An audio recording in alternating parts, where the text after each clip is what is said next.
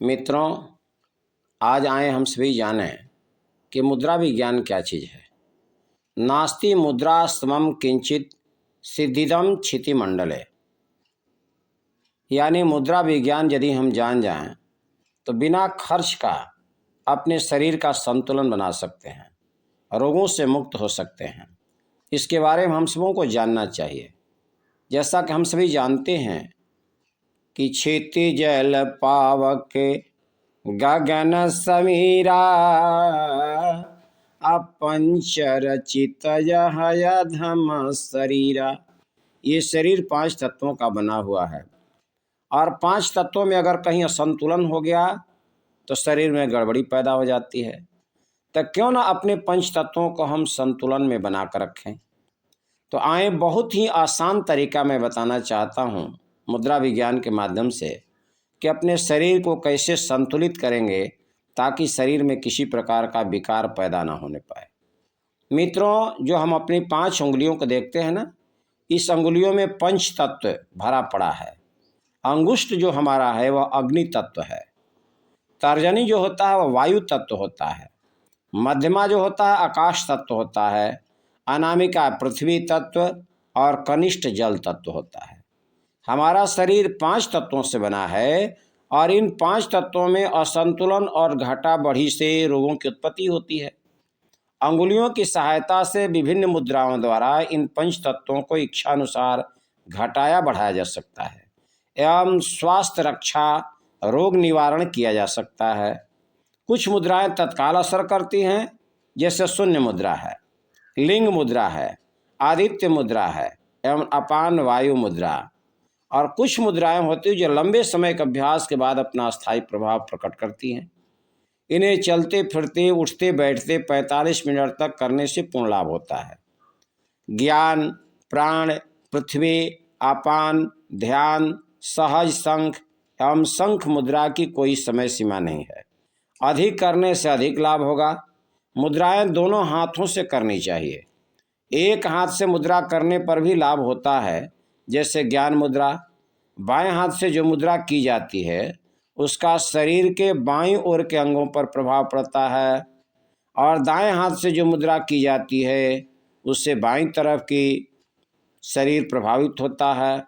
मुद्रा में अंगुलियों का स्पर्श करते समय दबाव हल्का और सहज होना चाहिए, इस बात पर ध्यान देना चाहिए।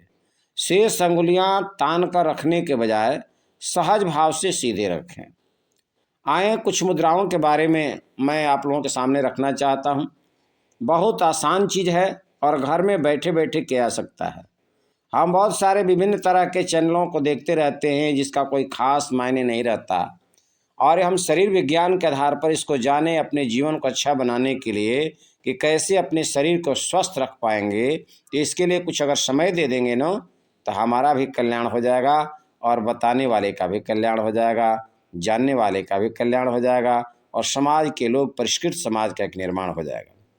आइए पहले ज्ञान मुद्रा के बारे हम समझे। अंगुष्ठ जानते हैं, अंगुष्ठ और तर्जनी के अग्रभाग को मिलाएं, शेष अंगुलियां सीधे रख दें। इससे लाभ क्या मिलेगा कि एकाग्रता बढ़ती है। नकारात्मक विचार जो दिमाग में आते रहते हैं वह कम होता है। लोगों का अक्सर शिकायत रहती सिर दर्द है, तो आप ज्ञान मुद्रा करने लगिए, सिर दर्द दूर हो जाएगा। बहुत से लोगों को अनिद्रा हो जाती है, अनिद्रा दूर हो जाती है। क्रोध तथा समस्त मानसिक रोग, पागलपन, उन्माद, विक्षिप्तता, चिड़चिड़ापन, अस्थिरतापन, अनिश्चितता, आलस्य, घबराहट, अनमनापन या डिप्रेशन जिसको कहें, व्याकुलता एवं भयनाशक, ये सब खत्म हो जाएगा। स्मरण शक्ति आपकी तेज बनेगी, दिव्य दृष्टि की प्राप्ति होने लगेगी। अच्छे परिणाम हेतु बाद में प्राण मुद्रा करें। तो ज्ञान मुद्रा के बारे में हम समझ लिए कि अपने अंगुष्ठ और तर्जनी के अग्रभाग को मिला देना है। इत्मीनान से मिलाकर बैठिए, जहाँ कहीं भी वो बैठ जाइए। इससे क्या कुछ खर्च भी नहीं होने वाला है, दिमाग ही अपना संतुलित रहेगा और लाभ भरपूर मिलेगा। दूसरा आ जाए प्राण मुद्रा पर।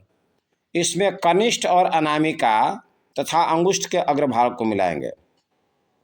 कनिष्ठ जिनको कानी कहते हैं, अनामिका, ये दोनों अनामिका तथा अंगुष्ठ के अग्रभाग को मिला देंगे अपना कनिष्ठ से, कनिष्ठ कानी उंगली और बगल वाला उंगली जिसको अनामिका कहते हैं, इसको अंगूठा के अग्रभाग से मिलाकर बैठे रहेंगे।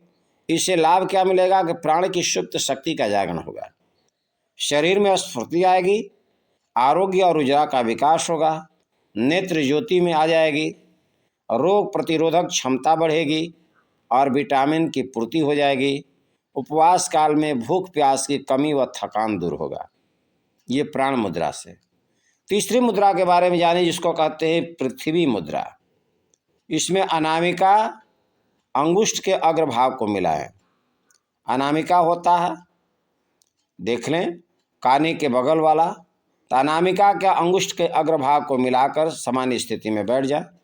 इसका लाभ क्या मिलेगा कि शारीरिक दुर्बलता दूर होगी, पाचन शक्ति ठीक होगा, जीवनी शक्ति और सात्विक गुणों का विकास होगा, विटामिन की पूर्ति होगी, शरीर में कांति व तेजस्विता, वजन बढ़ाती है और आध्यात्मिक प्रगति में सहयोगी बनती है।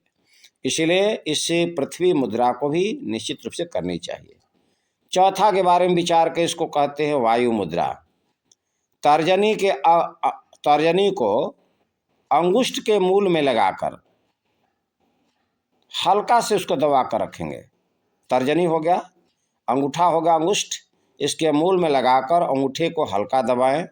इससे लाभ क्या मिलेगा कि पुराने से पुराने बात रोग, पोलियो, मुंह का टेढ़ा पड़ जाना आदि में लाभदायक होता है।